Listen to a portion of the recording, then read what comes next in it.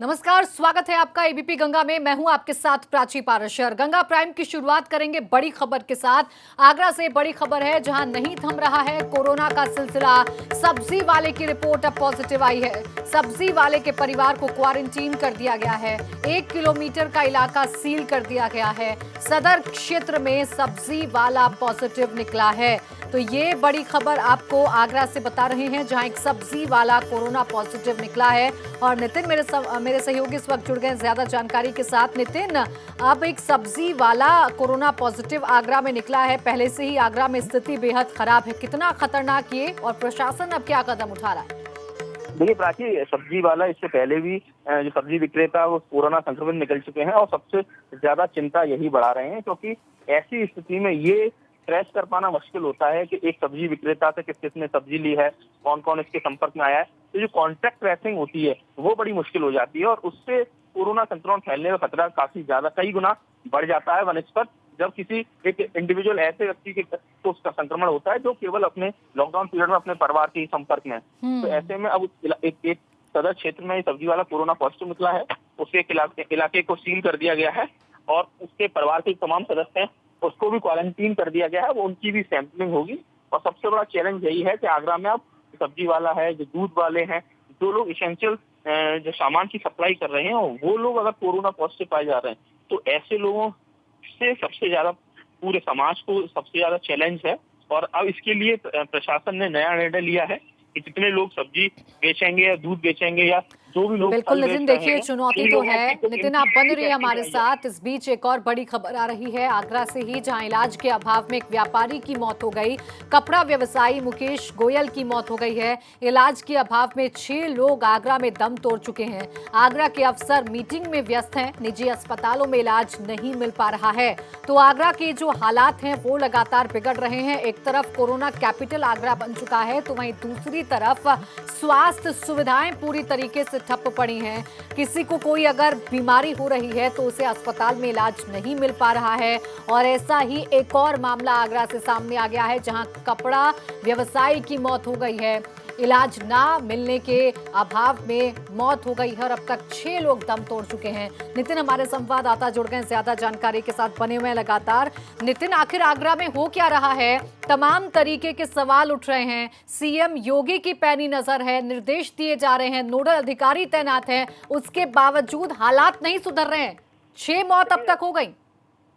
बिल्कुल प्राची, आगरा में हालात हेल्थ इमरजेंसी जैसे हैं और प्रशासन की तमाम सख्ती के बावजूद जो प्राइवेट हॉस्पिटल्स हैं बिल्कुल कहा जाए उनके जू नहीं रेंग रही है। और यही वजह है कि उन पर अभी तक कोई कार्रवाई भी नहीं करी जा रही है। और कल जिस तरीके से दयालबाग में ऐसी रहने वाली एक महिला ने दम तोड़ दिया, उसके बेटे ने आज ऑडियो वीडियो वायरल किया था। वहीं अभी दिन में की खबर आई है उसमें कपड़ा व्यापारी मुकेश गोयल की मौत हो गई है। भगवान नगर बल्केश्वर के रहने वाले थे।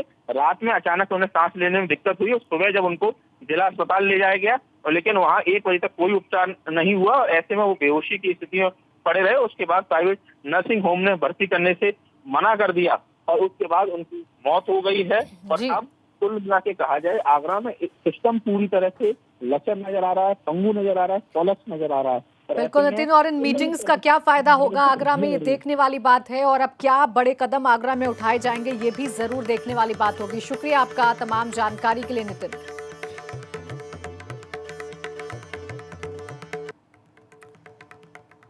और कोरोना वायरस के बढ़ते संक्रमण के बीच उत्तर प्रदेश सरकार ने राजस्थान के कोटा में फंसे करीब 5000 छात्र छात्राओं को उनके घर तक पहुंचा दिया है। सीएम योगी आदित्यनाथ ने उन्हीं में से कुछ छात्र छात्राओं से वीडियो कॉन्फ्रेंसिंग के जरिए बात की। इस दौरान सीएम योगी आदित्यनाथ ने कहा कि दुनिया के 200 से ज्यादा देश इस महामारी की चपेट में हैं, लेकिन प्रधानमंत्री नरेंद्र मोदी ने सही समय पर लॉकडाउन का फैसला लिया, जिसके चलते भारत इस महामारी की चपेट में आने से बचा हुआ है।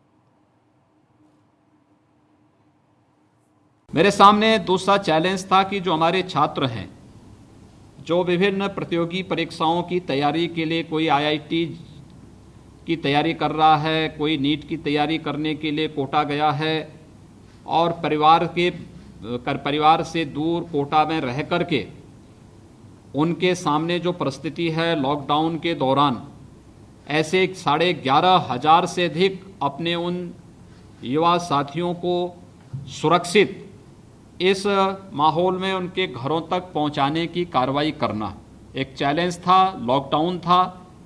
उस सब के बावजूद बहुत सारी जगह इसके बारे में विरोध भी था, लेकिन उन सभी को पहुंचाना था। इसके लिए फिर हम लोगों ने एक कार्य योजना बनाई और भारत सरकार के साथ संवाद स्थापित किया, राजस्थान सरकार के साथ संवाद स्थापित किया और फिर आप लोगों को सुरक्षित आपके घरों तक पहुंचाने की कार्रवाई प्रारंभ की। कोरोना के संकट काल के बीच आज प्रयागराज में फंसे 80 छात्र वाराणसी पहुंचे। ये सभी छात्र 3 बसों में सवार होकर प्रयागराज से वाराणसी पहुंचे, जहां पहुंचते ही सभी छात्रों की थर्मल स्क्रीनिंग की गई और सभी छात्रों से क्वारंटीन फॉर्म भरवाकर सभी को उनके घर भेज दिया गया। प्रयागराज से छात्र वाराणसी पहुंच चुके हैं। ये छात्र हमारे साथ मौजूद हैं, आप देख सकते हैं। बसों में सवार होकर ये लोग अपने घर की ओर रवाना हुए हैं। अभी 3 बसों से 80 छात्र आए हैं और 4 बसों से और भी छात्र लाए जा रहे हैं। अब ये बनारस पहुंच चुके हैं। इनसे बातचीत करते हैं। इनका डिटेल लिया गया है, इनका थर्मल स्कैनिंग किया गया है। आपकी नाम जानेंगे पहले आप? रोहित कुमार सिंह। रोहित, कैसा लग रहा है? और वहाँ पे जब थे, कोरोना का ये जो संकट था, लॉकडाउन था, इस दौरान जब क्या लग रहा था मन में कि जब जब बातें आ रही थी सामने कि कोरोना हो जाएगा, क्या लग गया? जैसे जैसे संख्याएं बढ़ रही थी कोरोना मरीजों की और डेट्स भी बढ़ रही थी, तो वैसे वैसे डर तो लग रहा था। सोच रहे थे कि घर कैसे जाएंगे और कोई साधन भी मौजूद नहीं था। लेकिन इस समय जैसा कि योगी सरकार ने किया, काफ़ी अच्छा लगा, हम लोग यहाँ पे आ गए। मेरा नाम अंकित सिंह है और सबसे पहले मैं माननीय योगी आदित्यनाथ जी को धन्यवाद देना चाहूँगा कि उन्होंने इस कठिन परिस्थिति से हम लोग को निकाल के और अपने घर तक पहुँचाया है। और जैसे जैसे वहाँ संख्याएं बढ़ रही थी, हम लोग के मन में काफ़ी डर वहाँ समा गया था कि अब क्या होगा। वहाँ पे जो अगल बगल की दुकानें थी, वहाँ के जो जनरल स्टोर्स थे, वो भी समय समय पे सुबह अगर खुलती थी तो शाम को बंद हो जाती थी। तो जो हम लोग को वहाँ पे परेशानी हो रही थी वो सिर्फ हम ही लोग समझ रहे थे। लेकिन उसके बाद जब कल नोटिस आई तब हम लोग को समझ में आया कि नहीं, हमारे जो मुख्यमंत्री जी हैं वो भी हम लोग की परेशानी को समझ रहे हैं और उन्होंने हमारे लिए ये सुविधा की, उसके लिए तहे दिल से उनका धन्यवाद। जो बनारस पहुंच चुके हैं प्रयागराज से, वो मुख्यमंत्री का धन्यवाद दे रहे हैं। मुख्यमंत्री को इस बात के लिए ये आभार प्रकट कर रहे हैं मुख्यमंत्री का कि वो अपने घरों की ओर अब पहुंच रहे हैं। कैमरामैन विशेष के साथ नीतीश कुमार पांडे, एबीपी गंगा, वाराणसी। उत्तर प्रदेश के उप मुख्यमंत्री केशव प्रसाद मौर्य ने एबीपी गंगा से खास बातचीत में कहा कि कोरोना से निपटने के लिए उत्तर प्रदेश की सरकार ने समय रहते हर कोरोना संक्रमण को रोकने के लिए उचित कदम उठाए। हमारे सहयोगी राजेंद्र देव शुक्ल ने केशव प्रसाद मौर्य से खास बातचीत की। नमस्कार, मैं हूं राजेंद्र देव और आज एबीपी गंगा पर हमारे साथ जुड़े हुए उत्तर प्रदेश के उप मुख्यमंत्री केशव प्रसाद मौर्य जी। बहुत स्वागत सर आपका। आशा आप कुशल होंगे। हाँ, नमस्कार। हाँ, मैं ठीक हूँ, आप सब ठीक हैं? आप सबके लिए ईश्वर से प्रार्थना है कि सारे हमारे मीडिया के मित्र भी सब योद्धा हैं ना कोरोना के, सबका स्वास्थ्य ठीक रहे, यही प्रभु से प्रार्थना है। मुझे ये जानना है और हम सभी को जानना है कि उत्तर प्रदेश में मरीजों की तादाद 2000 से ऊपर चली गई है। 2000 से ज़्यादा मरीज हो गए हैं और ये सब तमाम एहतियात के बाद भी हो रहा है। दूसरा लॉकडाउन भी ख़त्म होने को है, तो इस पर आप क्या कमेंट करेंगे, क्या टिप्पणी करेंगे?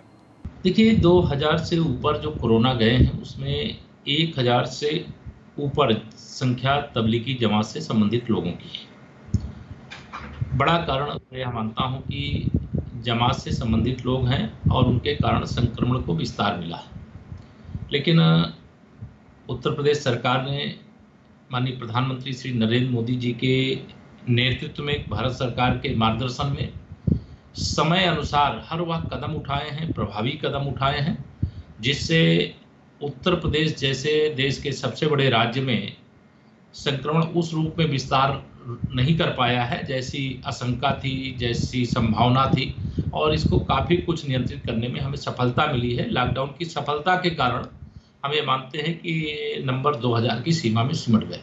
सर, आगरा में भी बहुत तेज़ी से संक्रमण बढ़ा है, 400 के करीब पहुँचने वाला है। कुछ ज़िलों में भी बहुत तेज़ी से संक्रमण के मामले सामने आए हैं, उनमें कानपुर भी है, राजधानी लखनऊ भी है। और कई जगहों पर आगरा से ऐसी तस्वीरें आई हैं कि वहाँ पर क्वारंटीन जो सेंटर्स हैं वहाँ पर व्यवस्था बहुत ख़राब है। इस पर क्या कहना है आपको? देखिए, व्यवस्था को लेकर के सरकार पूरी सजग है, पूरी जिम्मेदारी से व्यवस्था की जा रही है। कहीं एक आगरा की घटना ज़रूर आई है सबके सामने, लेकिन कुछ स्थानों पे अगर ऐसी कोई असुविधा हुई है तो उसमें तत्काल कड़े निर्देश दिए गए हैं।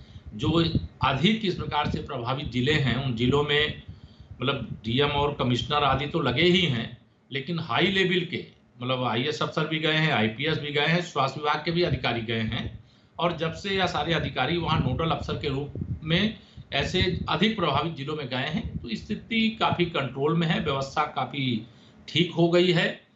अचानक जब इतना बड़ा संकट आता है, जिसकी संभावना शायद मैं समझता हूं कि पूरी दुनिया में किसी को नहीं रही होगी, देश में किसी को नहीं रही होगी, उत्तर प्रदेश में किसी को नहीं थी, तो ऐसे समय में अचानक इतनी बड़ी आफत आ जाना, तो कहीं कुछ असुविधा हो सकती है, लेकिन सरकार की मंशा बहुत स्पष्ट है कि जो क्वारंटीन किए गए लोग हैं उनके लिए जो आवश्यक व्यवस्था है उनको वहां पर उपलब्ध कराया जाएगा।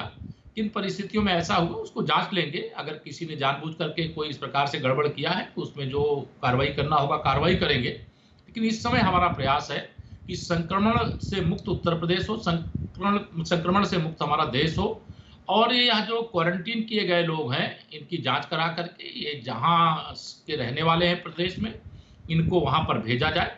और क्वारंटीन सेंटर में अगर आवश्यकता होगी तो ये अपने घर के अंदर भी अलग सबसे रह करके क्वारंटीन अपने आप को करेंगे। और जब 14 दिन इनका घर के अंदर भी पूरा हो जाएगा, तब जांचोपरांत जो अपनी सार्वजनिक गतिविधियां हैं, जो जीवन की आवश्यकताएं हैं, जो जिस क्षेत्र में है, कोई विद्यार्थी होगा तो पढ़ेगा, किसान होगा, मजदूर होगा, व्यापारी होगा, जो जिस क्षेत्र में अपना काम कर रहा होगा उस क्षेत्र में काम करेगा। लेकिन हमारा प्रयास ये जरूर है कि उत्तर प्रदेश के अंदर या उत्तर प्रदेश के बाहर अगर उत्तर प्रदेश का कोई व्यक्ति है तो उसके लिए जो कुछ हम अच्छा से अच्छा कर सकते हैं सरकार के स्तर पर वह कर रहे हैं, आगे भी करेंगे, क्योंकि यह लड़ाई लंबी है। इस लड़ाई का मैं यह मानता हूं कि ये 3 तारीख को अंत नहीं होने जा रहा है, ये आगे भी लड़ाई चलेगी। अगर ये आगे लड़ाई चलेगी तो सबका दायित्व तो है कि इस लड़ाई को हम सबको मिल करके लड़ना है और इस लड़ाई पर विजय प्राप्त करना है।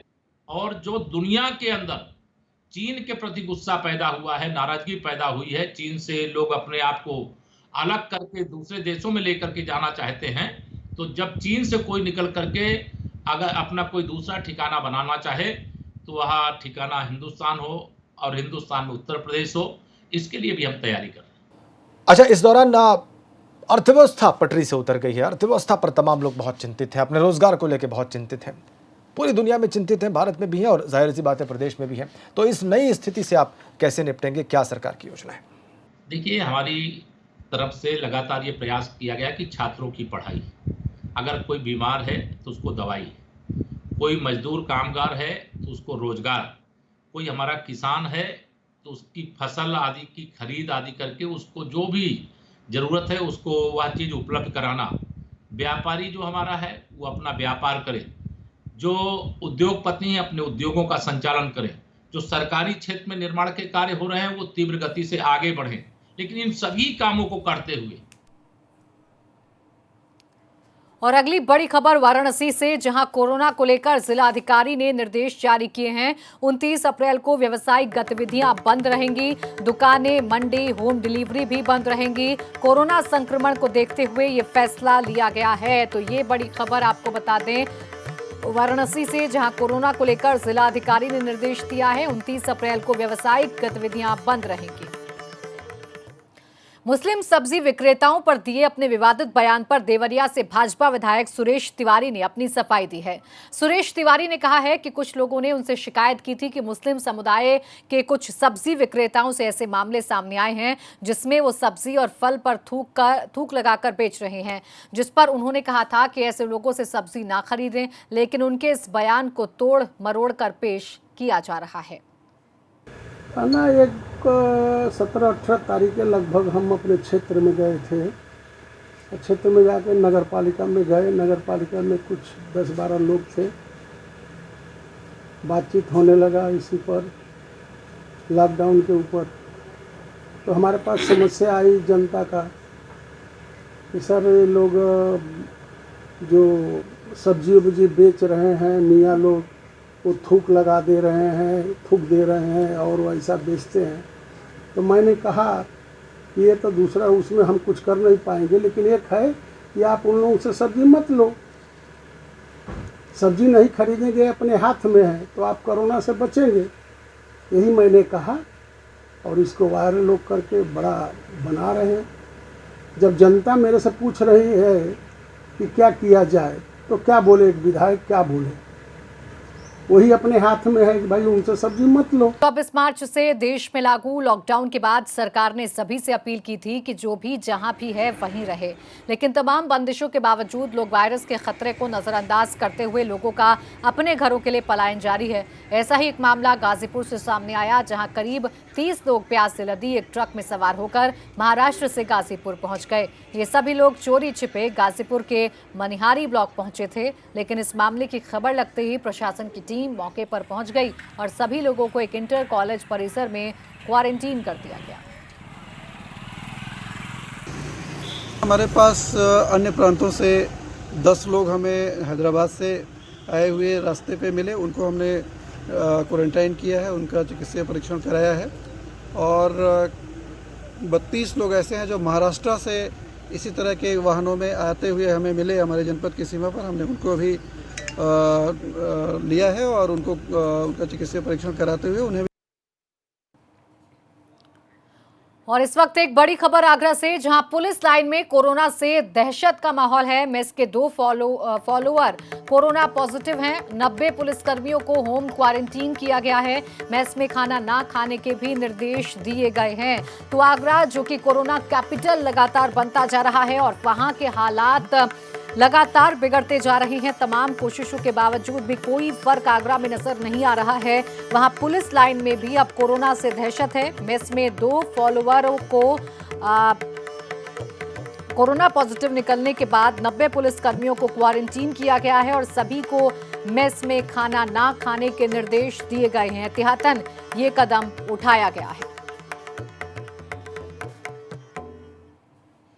गाजियाबाद में एक बैंक के कई कर्मचारियों के आरोग्य सेतु ऐप पर कोरोना अलर्ट आने के बाद बैंक को खाली करवा दिया गया। मामला गाजियाबाद के विजयनगर इलाके का है, जहां स्टेट बैंक की एक शाखा में सभी कर्मचारियों के मोबाइल में डाउनलोड आरोग्य सेतु ऐप में कोरोना पॉजिटिव का अलर्ट आने लगा, जिसके बाद एहतियात के तौर पर पूरे बैंक को खाली करवा दिया गया और पूरे बैंक को सैनिटाइज भी कर दिया गया। सर, प्रोसेस में सबसे पहले हमने यहाँ से जो लोग लाइन में लगे हुए थे ट्रांजेक्शन्स के लिए, उनको यहाँ से हमने कहा कि अभी यहाँ पर संदिग्ध कोई ऐसा लग रहा है कि कोई संदिग्ध है आसपास, तो यहाँ आज ट्रांजेक्शन संभव नहीं है, तो यहाँ से आप लोग कृपया, आज ट्रांजेक्शन बंद रहेगा, आप लोग यहाँ से जाएँ। पुलिस की मदद से सबको भीड़ को यहाँ से ब्रांच से हटा दिया। इमीडिएट फिर हमने GDA के पीछे भी वो GDA के द्वारा सैनिटाइज कराया गया था ब्रांच को, वहाँ इन्फॉर्म किया और फिर सैनिटाइजेशन का काम करवाया हमने ब्रांच के प्रीमिसेस को, नीचे अपने CSP के प्रीमिसेस को। तो आज उसके बाद आज क्या नॉर्मल डे की तरह वर्किंग होगी या बंद रहेगी? सर, फिलहाल तो भी हमने बंद रखा है। अधिकारियों से आदेश पर हमने उनको सारी सिचुएशन से अवगत कराया। उन्होंने कहा फिलहाल कुंदन बंद कर लो, अपनी प्रिकॉशंस रखो और फिलहाल बंद है सर। अभी देखते हैं, अधिकारियों से बात करने के बाद फिर हम इसके डिसीजन लेंगे। लॉकडाउन की वजह से पूरे देश में शराब की दुकानें बंद हैं, लेकिन शराब के शौकीन और शराब बेचने वाले अब भी चोरी छिपे गैर कानूनी तरीके से इसकी खरीद फरोख्त में लगे हुए हैं। आजमगढ़ में एक ऐसा ही मामला सामने आया है, जहां कुछ लाइसेंसी शराब की दुकानों से रात के वक्त शराब की बिक्री की जा रही थी, लेकिन शिकायत मिलने के बाद पुलिस ने छापा मारा और 12 शराब की दुकानों को सील कर दिया है। 10 टीमें शराब की लाइसेंसी दुकानों पर रैंडम छापे डालकर जांच की थी 30 दुकानों पर। उसमें से 12 दुकानों में स्टॉक रजिस्टर अद्यतन नहीं पाया गया या वहां पर उपस्थित विक्रेता दिखा नहीं पाया, जिसके कारण 12 दुकानें सील कर दी गई हैं। और वहीं कानपुर में डीएम ब्रह्मदेव तिवारी की एक तस्वीर इन दिनों सोशल मीडिया पर वायरल हो रही है। इस तस्वीर के सामने आने के बाद आरोप लगे कि डीएम साहब ने पुलिस वालों से अपने जूते साफ करवाए, जिसके बाद हमने उस तस्वीर की पड़ताल की और तस्वीर के सच को सामने लाया। सोशल मीडिया पर यह तस्वीर वायरल है। वायरल तस्वीर में मास्क लगाए कुछ डॉक्टर्स खड़े हैं। डॉक्टर्स के पास पुलिस के 2 जवान भी मास्क लगाकर खड़े हुए हैं। पुलिस का एक जवान जमीन पर बैठा है। इस वायरल तस्वीर को लेकर दावा है। बैगनी रंग की शर्ट पहने और मुंह पर गौछा बांधे कानपुर के डीएम ब्रह्मदेव राम तिवारी हैं। डीएम ने पास बैठे सिपाही से अपने जूते साफ करवाए। हमने तस्वीर के साथ वायरल दावे की पड़ताल शुरू की। वायरल तस्वीर कानपुर के डीएम की बताई जा रही थी, इसलिए हमने कानपुर में अपनी टीम को यह तस्वीर भेजी। हमारी टीम से हमें पता चला कि ये कानपुर के काशीराम अस्पताल के बाहर की तस्वीर है। मुंह पर अंगोछा बांधे कानपुर नगर के डीएम ब्रह्मदेव राम तिवारी हैं, जो काशीराम अस्पताल में कोरोना पीड़ित मरीजों को देखने पहुंचे थे। पर मौके पर सिपाही से जूते पुछवाने के दावे की पुष्टि नहीं हुई। हालांकि हमें स्थानीय लोगों के बीच एक वीडियो मिला। वायरल तस्वीर और पड़ताल में मिले वीडियो में सब कुछ एक जैसा है। अगल बगल की दीवारें, फर्श के पत्थरों का रंग, फोटो और वीडियो में मौजूद एक जैसे लोग, डीएम साहब के कपड़े। ये वीडियो तस्वीर में जमीन पर बैठे सिपाही के छिपे हुए हाथ को बेनकाब कर देता है। वीडियो में साफ देखा जा सकता है कि जमीन पर बैठा सिपाही अपने हाथों में कीटनाशक छिड़कने वाली एक सफेद रंग की छोटी बोतल लिए हुए है। छोटी बोतल से जमीन पर कीटनाशक छिड़का जा रहा है। फिर छिड़के गए कीटनाशक पर वहां खड़े व्यक्ति अपने जूतों का निचला हिस्सा रगड़ते हैं। यानी यहां तक साफ है कि पुलिस वाला डीएम के जूते साफ नहीं कर रहा था। वीडियो आगे बढ़ने पर नीले रंग के पीपीई सूट में एक स्वास्थ्य कर्मी नजर आया, जो एक मशीन से वहां मौजूद लोगों के जूतों पर छिड़काव कर रहा है। वीडियो में जमीन पर गिरे कीटनाशक से अपने जूते घिसते हुए लोग देखे जा सकते हैं, क्योंकि जमीन पर मौजूद विषाणु को जूतों से हटाने का यही वैज्ञानिक तरीका है। डीएम के नेतृत्व में टीम अस्पताल के भीतर से आई थी, जहां पर संक्रमित मरीज हैं, लिहाजा उनको पूरी तरह से विषाणु रहित करना जरूरी था और वो किया गया। जब तक कीटाणुनाशक मशीन नहीं आई, तब तक छोटी बोतल से सिपाही छिड़काव कर रहा था। फोर्स में जब डॉक्टरों की टीम और पुलिस के साथ बातचीत हो रही थी, तो मुझे अपने जूते के नीचे कुछ फॉरेन पार्टिकल सा महसूस हुआ और मैं झुककर देखने लगा। उसी समय जो बगल में खड़े सुरक्षाकर्मी थे, वो भी नीचे कुछ देखने का प्रयास करने लगे। इस घटना की केवल इतनी ही सच्चाई है। कानपुर के जिलाधिकारी के बयान और जांच में मिले वीडियो के आधार पर स्पष्ट है, कानपुर नगर के डीएम ब्रह्मदेव राम तिवारी पर सिपाही से जूते साफ करवाने का आरोप झूठा है। और इसी के साथ इस बुलेटिन में बस इतना ही। आगे जरूर देखिए उत्तराखंड प्राइम।